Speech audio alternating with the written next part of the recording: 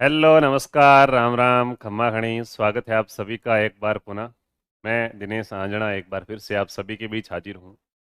उम्मीद है आप सभी अच्छे होंगे, मस्त होंगे, स्वस्थ होंगे, घर परिवार में भी अच्छे होंगे, अच्छे प्रकार से आपकी पढ़ाई चल रही होगी। साथियों, आज जिस विषय पे बात करने वाले हैं, आज दिन में आपने एक कटिंग वायरल होती देखी होगी, जिसमें विभाग ने अब कुछ एक टारगेट सेट किया है कि आगामी 100 दिनों के अंदर हमें ये काम करना है एजुकेशन के लिए, शिक्षा के लिए, बेरोजगारों के लिए। और उसमें उन्होंने ये टारगेट किया है कि भाई 30 दिन, 90 दिन और 100 दिन, 30 दिन, 60 दिन और 100 दिन का ऐसा स्लॉट रखा गया है, जिसमें कि पहले जितनी भी अटकी हुई भर्तियां हैं राजस्थान के अंदर उनको फटाफट से क्लियर किया जाए। और फिर जितने पद खाली है, जिन जिन भर्तियों में पद खाली पड़े, उनकी अभ्यर्थना भेजी जाए। अभ्यर्थना भेजना मतलब भर्ती आना, क्योंकि अभ्यर्थना जाएगी, अभ्यर्थना एक्सेप्ट होगी तो सीधी विज्ञप्ति जारी होगी कि ये भर्ती इतने पद खाली है। यानी कि कुल मिला के अब 100 दिन के अंदर अंदर, ये कह तो रहे हैं कि 100 दिन के अंदर तो इनका ऑल ओवर टारगेट है, ठीक है। कुल मिला के आपको बता दिया जाए तो अब बस कुछ ही महीनों के अंदर या कुछ ही दिनों के अंदर आपके सामने है वो एक बार शिक्षा विभाग के अंदर क्या है, शिक्षा विभाग के अंदर बहुत सारी भर्तियां देखने को मिल सकती है। और उसी भर्ती के अंदर 100 दिन का टारगेट दिया है, हो सकता है 100 दिन तक आ जाए तो 3 महीने लग जाए, और हो सकता है कि 100 टारगेट तो यूं 100 दिन में करना दियो नहीं कि 100वें दिन ही करें हैं अपने जी, थोड़ा ही है कि एग्जाम की फॉर्म भरने की लास्ट डेट 3 तारीख है तो 2 को ही भरेंगे हैं, 27 को भी भरा जा सकता है, ठीक है। तो कभी भी आ सकती है भर्ती। कुल मिला के ये जरूर तय है कि 3 महीनों के अंदर अंदर आपको भर्ती देखने को मिलेगी, 100% श्योर, ठीक है। अब भर्ती तो 3 महीनों के अंदर अंदर देखने को मिल जाएगी, क्या 3 महीनों में अपनी तैयारी अच्छी हो पाएगी? नहीं। मैंने देखा है, आज मैंने यही काम किया, ठीक है। पहले सभी बोलते थे कि भर्ती नहीं आएगी, ये नहीं है। अब जैसे ही वो कटिंग वायरल हो रही है, नीचे कमेंट करे यार 2024 में एग्जाम हो गया तो मरवा देंगे। क्यों? अब पता चल रहा है अपनी तैयारी अच्छी नहीं है, है? तो उसी के अंदर एक चर्चित सबसे अपने दो जो बच्चे फील्ड से जुड़े हुए हैं, वो रीट का मुद्दा है कि सर रीट की भी आएगी क्या, और रीट के पद कितने खाली है, सबसे पहले तो वो बात है। तो साथियों, रीट के अंदर अपन बात करते हैं लेवल 1 की, जिसने बीएसटीसी कर रखी है, ठीक है। उनसे बड़ा प्यार रहता है मुझे, विशेष स्नेह रहता है, तो उनकी बात करते हैं। तो साथियों, बीएसटीसी कर रखी है जिन्होंने, वो बीएसटीसी वाले क्या होते हैं, रीट लेवल 1 का एग्जाम दे पाते हैं। और अभी तक की जानकारी के अनुसार रीट लेवल 1 में 16,000 पद खाली पड़े हैं। कितने साथियों? 16,000 पद अभी तक की सूचना के अनुसार खाली है। और खाली पदों की जांच की जाएगी, उसके बाद पता चलेगा। यानी कि एक प्रकार से आप ये मान के चल सकते हैं कि रीट के अंदर 15,000 की क्या है, वैकेंसी सीधी खाली पड़ी है थर्ड ग्रेड अध्यापक के लिए, अध्यापक भर्ती परीक्षा के लिए, ठीक है। तो ये पद बहुत होते हैं और अभी इतनी जल्दी ये होने वाली नहीं है। उससे पहले एक बार, ये तो अपन रीट मेंस की बात कर रहे हैं, अध्यापक भर्ती परीक्षा की, ठीक है ना। ये इतने क्या है, अध्यापक जो पहली से 5वीं तक L1 के अध्यापक होते हैं उनके पद खाली है। इससे पहले एक बार ये एग्जाम होगा, इसको 1 साल का समय लग जाएगा, तब तक और पद खाली हो जाएंगे। यानी कि कुल मिला के आज से अगर आप तैयारी करने बैठ जाते हैं साथियों, तो आने वाले 1 डेढ़ साल के अंदर अध्यापक भर्ती परीक्षा के लगभग 15 से 20 हजार पदों पर केवल बीएसटीसी वालों के लिए परीक्षा होगी। साथियों, हर साल करते कितने लोग बीएसटीसी है? 25,000 हैं। 2 साल के 50,000 हो गए, 10,000 बाहर से लेके आगे 60,000, 60,000 में से 15,000 सीधे ले रहे हैं, यानी कि 25% सीधी ज्वाइनिंग है। तो इतना कंपटीशन नहीं है, बहुत कम कंपटीशन मान के चलिए आप, ठीक है। अब देखिएगा, बात करते हैं कि इसका सिलेबस क्या होता है। हालांकि देखो, ये सारा बताया हुआ है बेस्ट बुक कौन सी, लेकिन कहते हैं ना कि विषय जब चर्चित हो तो अब नए नए बच्चे हैं बीएसटीसी में, अब सिलेक्शन हुआ, कॉलेज वॉलेज मिली है, तो अरे सर बताओ, अरे भाई पीछे बता दिया, वीडियो देख लो, नहीं नहीं सर अब बताओ, अब नया। बीच में बहुत से मुद्दे आए कि पेपर 1 होगा 2 होगा, अब नया बताओ आप, अब क्या करना, अब से पढ़ेंगे, पहले हमने नहीं देखा। तो अब से बात करते हैं क्या करना। सबसे पहली बात, आपके मन में एक डाउट आ रहा होगा कि हमारा तो इस बार बीएसटीसी में सिलेक्शन हुआ, हमारे रीट में शामिल होंगे कि नहीं होंगे? यहाँ जिनके बीएसटीसी फर्स्ट ईयर के अभी एग्जाम है वो शामिल होंगे कि नहीं होंगे? तो बीएसटीसी फर्स्ट ईयर के जिनके एग्जाम है उनको तो श्योर कर दूं, ठीक है। जब तक रीट वीट आएगी तब तक आपके एग्जाम हो जाएंगे, एग्जाम तो अभी हो जाएंगे, अगर महीने भर के अंदर रिजल्ट आ जाए तो आप सेकंड ईयर में आ जाओगे। और सेकंड ईयर में जो पढ़ रहा है, मतलब अप्रूविंग है, और वो क्या कर सकता है, रीट के अंदर आवेदन कर सकता है। शर्त ये रहती है कि जिस दिन रीट का रिजल्ट आए उससे पहले पहले आपके सेकंड ईयर का रिजल्ट आना चाहिए। तो आपकी संभावना तो 80% हो गई है सेकंड ईयर वालों की, तो 80% आप रीट में शामिल होने वाले हैं, ठीक है। रही बात फर्स्ट ईयर वालों की, तो साथियों देखिएगा, मतलब आपको अगर ऐसा लगता है ना कि हम तो रीट में शामिल नहीं है, नहीं करेंगे तैयारी, शामिल होंगे तब करेंगे, तो कुछ नहीं होगा। पानी आता देख के फावड़ा लेके घर से नहीं निकलता कि मेड़बंदी टूट जाएगी फटाफट से बना लो, नहीं। पता है कि अपनी मेड़ कौन सी कमजोर है, कहाँ पानी इकट्ठा होता है बरसात के दिनों में, जो बरसात नहीं होती है ना, आने वाली होती है, उससे पहले सारी एक बार मेड़बंदी वगैरह टकाटक की जाती है ताकि पड़ोसी के खेत में पानी नहीं जाए है। और जब फिर बारिश होती है तो बाहर नहीं निकलना पड़ता। वही बात है, आपको ये लगता है कि हम योग्य है कि नहीं है, अरे योग्य कल हो जाओगे, लेकिन तैयारी कल आपकी हो पाएगी क्या अच्छी? पढ़ना तो आज पड़ेगा ना। आप ये सोच के अगर पढ़ाई करो कि मैं तो अभी योग्य नहीं, जिस दिन योग्य हो जाऊंगा उस दिन पढ़ूंगा, कभी काम नहीं आने वाला है। ठीक है। हाँ, घर वाले आपकी लुगाई के लिए करते हैं ना, तो लगता है कि अब बच्चा थोड़ा बड़ा होने लगता है, तब वह खोज करनी स्टार्ट करते हैं छोरे के लुगाई लानी है, लुगाई लानी है। आप कहो कि नहीं नहीं अभी तो मेरे नहीं लानी, अभी तो मैं योग्य नहीं हूं, है, उस पर मना क्यों नहीं करते हो? हाँ, घर पे जिस दिन योग्य होते हैं उस दिन लाते हैं, लेकिन खोज तो पहले से स्टार्ट करते हैं, पहले से शुरू हो जाते हैं खोजनी, तब जिस दिन योग्य हो जाते हो तब तक मिल जाती है। तुम जिस दिन योग्य हो जाओ उस दिन से खोजना स्टार्ट कर दो, 40 साल के हो जाओगे तब मिलेगी। इसलिए पहले से तैयारी। अब इससे अच्छा देसी एग्जाम्पल नहीं हो सकता। अब इसी में राजी हो, मुझे पता है, लुगाई की बात आती तब तुम्हारी बाँछें खिल जाती है। देख लो कमेंट के अंदर है। तो अपन बात करने वाले हैं यहाँ पे क्या है साथियों, नीट का न्यू सिलेबस क्या है, कैसे पढ़ना है, और बुक्स कौन कौन सी रहने वाली है, उन तमाम चीजों के ऊपर क्या करने वाले हैं, बात करने वाले हैं। ठीक है, बिल्कुल। सुरेश जी, देवेंद्र जी, नरेंद्र जी, प्रीति जी, हर्षिता जी, मेघराज, पंकज, सभी का स्वागत है। चलिए स्टार्ट करते हैं साथियों। ये नीट का सिलेबस है। सबसे पहली बात, सर सिलेबस के अंदर बदलाव होता क्या क्या नहीं देखा गया पिछले 4-5 साल के अंदर? नाम मात्र का कोई 2-4 टॉपिक इधर उधर देखे गए, बाकी कोई बदलाव नहीं होता है। 19% सिलेबस आपका यही रहता है। ठीक है, अब बात करते हैं क्या होता है सिलेबस के अंदर, नए बच्चे हैं उनके लिए। साथियों 150 नंबर का आपका क्या होता है, पेपर होता है। ठीक है, 150 नंबर का पेपर होता है, जिसमें आपके 150 ही प्रश्न रहते हैं। एक प्रश्न 1 नंबर का होता है, नकारात्मक मार्किंग नहीं है। ठीक है, नेगेटिव मार्किंग इसमें नहीं होती, लेकिन धीरे धीरे कंपटीशन बढ़ रहा है, एक समय ऐसा भी आएगा कि रीट के अंदर भी नेगेटिव मार्किंग होगी। ठीक है, तो जब तक नहीं है तब तक निकल जाओ, ठीक रहेगा। उसके बाद बात करते हैं साथियों, इसमें से ये क्वालिफाई एग्जाम है। ठीक है, इसके अंदर आपकी कोई रैंक वैंक लानी जरूरी नहीं है, क्वालिफाई एग्जाम है। आपको 55% से लेकर 60% नंबर लाने क्या हो जाते हैं, जरूरी हो जाते हैं, तो आपका मतलब वैलिडिटी मानी जाती है। बाकी जितने ज्यादा आएंगे उतना क्या है, उतना फायदा होगा। ठीक है, कम से कम ये मानो कि आपको 85 नंबर लाने ही लाने 150 में से, तो आप आगे का एग्जाम दे पाओगे, वरना आगे का एग्जाम नहीं दे पाओगे। क्या है सर इसकी, क्या सिलेबस वगैरह होता है? तो साथियों इसके अंदर 5 विषय आपसे पूछे जाते हैं। साइकोलॉजी आपसे पूछी जाती है, 30 क्वेश्चन साथियों साइकोलॉजी के रहते हैं, 30 नंबर के। उसके बाद पर्यावरण पूछा जाता है। ठीक है, पर्यावरण के अंदर कुछ राजस्थान का जीके रहता है, बाकी मैं अभी टॉपिक बताऊंगा। वस्त्र है, आवास है, परिवार है, रोग है, मनुष्य के सामान्य जीवन के, पर्यावरण है, पर्वतारोही है, अंतरिक्ष यात्री है, ऐसे सवाल पूछे जाते हैं। अभी अपन टॉपिक वाइज बात करेंगे। ठीक है, पर्यावरण के 30 क्वेश्चन पूछे जाते हैं, राजस्थान जी के इसमें शामिल है। ठीक है, उसके बाद बात करते हैं आगे की। तो साथियों 2 भाषाएं रहती है। ठीक है, भाषाएं 2 रहती है। जैसे एक तो आपकी हिंदी ले गई, अब दूसरी मैं संस्कृत लिख रहा हूँ, संस्कृत की जगह कोई उर्दू लेगा, कोई पंजाबी लेगा, कोई सिंधु लेगा, कोई अंग्रेजी लेगा, जो भी लोगे। 30-30% मतलब 2 भाषाएं लेनी जरूरी है। 30-30 सवाल इनके आते हैं। ठीक है, और उसके बाद गणित के क्या है, गणित के आते हैं 30 सवाल। साथियों कुछ इस प्रकार से आपका क्या रहता है, सिलेबस रहता है। 30 सवाल गणित के आते हैं, ये 150 नंबर का आपका पेपर होता है। अब किस में क्या पूछा जाता है उसके ऊपर बात करते हैं टॉपिक वाइज। ठीक है, कि किसके अंदर क्या पूछा जाता है। तो साइकोलॉजी की बात करते हैं, ये साथियों कुल 30%, 30 अंक के।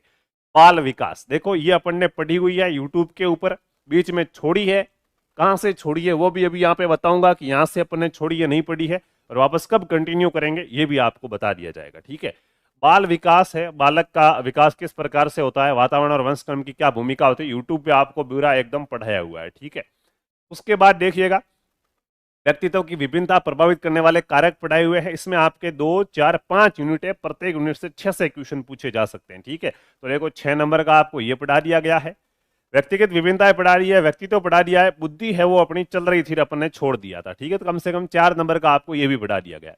उसके बाद अधिगम और संकल्पना वाला है, ये पूरी पूरी दोनों यूनिट है आपको, ये सर्जनशील, बालक, प्रतिभाशाली, ये थोड़ा रहा हुआ है। अधिगम में कठिनाई पढ़ा दिया गया है, समायोजन पढ़ा दिया गया, समायोजन पढ़ाना है। ठीक है, यानी 1 नंबर का यहाँ से पढ़ाया सिर्फ, और ये पूरा का पूरा हो चुका है, 6 नंबर का पढ़ा दिया गया है। मतलब कुल मिला के 6, 6, 12 और 4, 16, 17 नंबर का, 30 में से 17 नंबर का मैटर है, वो आपको यूट्यूब पे अभी तक फ्री करा दिया गया है। बाकी वाला कब करवाएंगे, तो जल्द कोशिश करेंगे। अभी थोड़ी BSTC वालों बच्चे परेशानी में है, पिछले साल का रिफंड नहीं आया है, और कुछ बच्चों के कॉलेज में दिक्कत वगैरह आ रही है, तो उन समस्या में उलझे हुए। जैसे ही फ्री होंगे तो आपको बता दिया जाएगा कि वापस से अपनी क्लासेज स्टार्ट हो चुकी है। ठीक है, तो यह है आराम से, बहुत अच्छा प्रकार है। ठीक है, उसके बाद बात करते हैं आगे, दूसरा विषय अपना कौन सा है, तो दूसरे विषय की बात करते हैं। जो हिंदी लेगा उसमें क्या आएगा, तो अपठित गद्यांश दिया जाएगा। इसमें हिंदी में आपकी 2, 4, 6 और 7 यूनिट है, 6 यूनिट है, सॉरी, ठीक है, 6 यूनिट है, 5-5% मान के चलिए आप। इसमें प्रश्न फिक्स होते हैं, पर्यायवाची का प्रश्न आएगा तो आएगा, बहुत सरल आते हैं, ठीक है। अभी ये पढ़नी कहाँ से वो भी बताऊंगा, उसका तो साइकोलॉजी का बोल दिया यूट्यूब पे। और देखिए एक बुक कोई भी आप ले सकते हैं, जो आपको पसंद आए, एक कोई भी बुक लेके आ जाओ, ठीक है। यूट्यूब से नोट्स बनाओ और एक कोई भी बुक लेके आ जाओ, बुक पढ़ोगे आधे से ज्यादा यहाँ पे मिल जाएगा, कुछ ज्यादा ही मिलेगा कुछ है, तो अपने आप से आप संतुष्ट हो जाओगे कि हाँ यार हम सही पढ़ रहे हैं, ठीक है। पर्यायवाची, विलोम शब्द, एक शब्द, शब्दार्थ और शब्द शुद्धि, उपसर्ग, प्रत्यय, संधि, समास, संज्ञा, सर्वनाम, विशेषण और अव्यय, ये पूछे जाएंगे। फिर एक और गद्यांश दिया जाएगा जिसमें आपको अंडरलाइन की हुई, एक शब्द के अंडरलाइन की हुई होगी तो उसका आपको वचन पूछा जा सकता है, अर्थ क्या है वो पूछेंगे, काल पूछ सकते हैं, लिंग पूछ सकते हैं, या लिंग बदलने का कह सकते हैं, वचन बदलने का कह सकते हैं। उसके बाद वाक्य रचना पूछी जाएगी, वाक्य कितने प्रकार का होता है, क्या होता है, मुहावरे और लोकोक्तियां।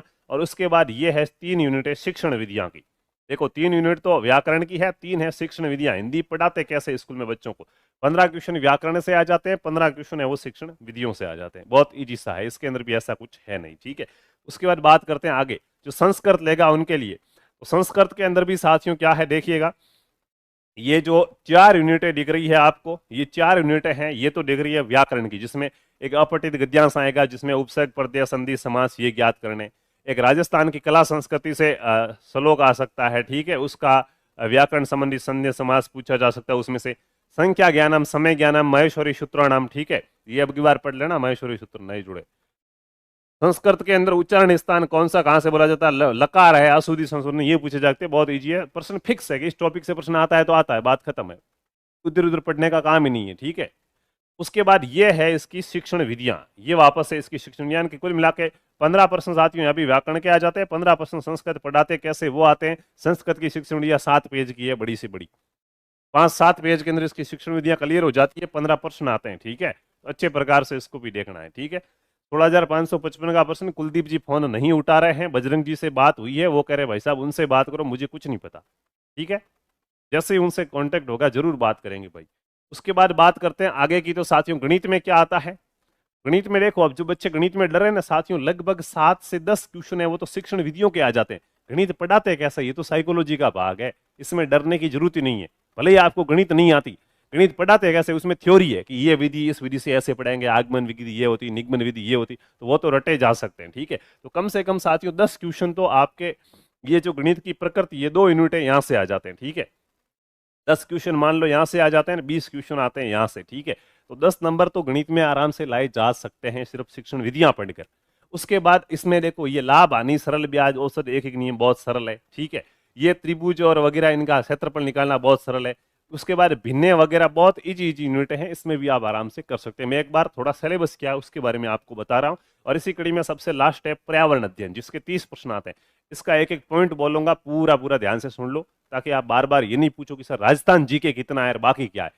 आपको पता चल जाएगा कि देखो राजस्थान जीके कितना है, बाकी और क्या चीजें पढ़ने की है, ठीक है। तो देखो पहले यूनिट है परिवार। परिवार के अंदर आपसी संबंध, एकल और संयुक्त परिवार, सामाजिक बुराइयां, पॉइंट टू पॉइंट पढ़ना है, एक्स्ट्रा कुछ नहीं पढ़ना है। इसमें बाल विवाह दिया हुआ, दहेज प्रथा, बाल श्रम, चोरी, तो ये 4 ही पढ़नी है, 5वीं नहीं पढ़नी, ठीक है। बाल विवाह, दहेज प्रथा, बाल श्रम, चोरी, दुर्व्यसन, धूम्रपान, व्यक्तिगत और सामाजिक और आर्थिक दुष्परिणाम, ठीक है। उसके बाद वस्त्र और आह्वान, तो विभिन्न ऋतुओं में पहने जाने वाले वस्त्र, घर। पिछली बार एक प्रश्न आया था कि अब एक कोई जनजाति थी वो बर्फ का घर बनाती थी, उसको क्या कहते हैं, इग्नू विग्नू, ऐसा कुछ प्रश्न था। तो ऐसे देखो सीधा पॉइंट से प्रश्न आता है कि घर बनाते हैं उसको क्या कहते हैं, ठीक है। हस्तकरघा है, पावरलूम है, जीव जंतु और मानव के आवास वगैरह, पूरा एकदम प्योर पर्यावरण का है, ठीक है। परिवेश के अंदर कपड़े छीलना, पशुपालन, सब्जी वगैरह, हस्तकलाएं वगैरह, यहाँ पे देखो इतना है। अब यहाँ से राजस्थान राज्य के प्रमुख उद्योग, हस्तकला, उपभोक्ता संरक्षण और सहकारी समितियां, ये आपके राजस्थान जीके का पोर्शन हो गया एक, ठीक है। ये पॉइंट पढ़ने जीके में, बाकी कुछ नहीं पढ़ना। आगे और है, कौन कौन से पढ़ने जीके में देख लो, पूरा जीके नहीं है, ठीक है। उसके बाद हमारी सभ्यता और संस्कृति में राष्ट्रीय प्रतीक पढ़ने, भारत राष्ट्रीय मतलब भारत के प्रतीक चिन्ह, ठीक है। राष्ट्रीय पर्व पढ़ने। उसके बाद राजस्थान के मेले और त्योहार, वेशभूषा, आभूषण, खान पान, वास्तुकला, पर्यटन, प्रमुख विभूतियां, गौरव, विरासत, दुर्ग, महल, स्मारक, चित्रकला, लोक देवता, ये आपकी होगी कला संस्कृति, ठीक है। उसके बाद वापस परिवहन और संचार आ गया। यातायात और संचार के साधन, सड़क पर चलने के नियम क्या है, ऐसे पी लिख के पार्टियां लगा हुआ है तो प्रश्न पूछा था इसका अर्थ क्या होता था कि पार्किंग है, ऐसे किया हुआ है तो कि पार्किंग नहीं करनी, बस वो चिन्ह वगैरह वो सारे हैं, ठीक है। उसके बाद यातायात के संकेत, संचार और जीवन शैली पर प्रभाव प्योर पर्यावरण का पार्ट है। ठीक है। हमारे शरीर की देखभाल सामान्य विज्ञान का पार्ट है, जिसमें आपको कुछ रोग पढ़ने पड़ेंगे। शरीर के बाएं अंग और उनकी साफ सफाई, आंतरिक अंगों की सामान्य जानकारी, संतुलित भोजन क्या होता है, इसका महत्व क्या होता है, रोग कौन कौन से पढ़ने, सभी नहीं पढ़ने। अंतर्शोध, अमीबियोसिस, मेटी हीमोग्लोबिन, एनीमिया, फ्लोरोसिस, मलेरिया और डेंगू ये क्यों होते हैं, इनके कारण, बचाव के उपाय और प्लस पोलियो अभियान क्या था ये पढ़ना। मतलब तुम साइंस देखेंगे डरना भर रहे विज्ञान आएगी, ये नाम लिखे हुए यही रोग पढ़ना। कोई कहे सर हाँ मैं तो टाइफाइड पढ़ के जाऊं, तो नहीं जाना टाइफाइड पढ़ के, टाइफाइड टॉपिक में नहीं है तो वो टाइफाइड का प्रश्न नहीं पूछेगा। इसने रोगों के नाम लिख दिए ये रोग पढ़ने हैं। ठीक है। उसके बाद सजीव जगत, पादप और जंतु के संगठन स्तर है, संरचना है, वो आपको पढ़नी है। उसके बाद राज्य पुष्प कौन सा है, देखो अब इसमें भी ज्यादा कुछ नहीं, राज्य पुष्प तो सर लो ये हो गया क्लियर, राज्य वृक्ष, राज्य पक्षी, राज्य पशु, संरक्षित वन क्षेत्र, राष्ट्रीय उद्यान, वन्यजीव उद्यान, बाघ क्षेत्र, विश्व धरोहर और पादप और जातियों का संरक्षण और कृषि वृत्तियां, ये थोड़ा सा जीके वाला पोर्शन आ गया। उसके बाद क्या है, जल वगैरह, जल प्रबंधन ये है। उसके बाद हमारी पृथ्वी, यहाँ से सौर परिवार पढ़ना है, एक तो ग्रह कितने हैं, क्या है, उपग्रह क्या है। भारत में अंतरिक्ष यात्री, पिछली बार अंतरिक्ष यात्री से प्रश्न पूछा गया था, अंतरिक्ष यात्री कौन कौन है, कहाँ गए कहाँ नहीं गए, वो पढ़ना है। ठीक है। पर्वतारोही, पर्वत पे जो चढ़ते हैं पर्वतारोही कहते हैं, वो पर्वतारोही पर कौन कौन से औजार प्रयोग करते हैं चढ़ने के लिए, और महिलाएं कौन कौन सी थी जो पर्वतों पर गई थी, भारत की प्रमुख महिला पर्वतारोही कौन है, वो पढ़ना है। ठीक है।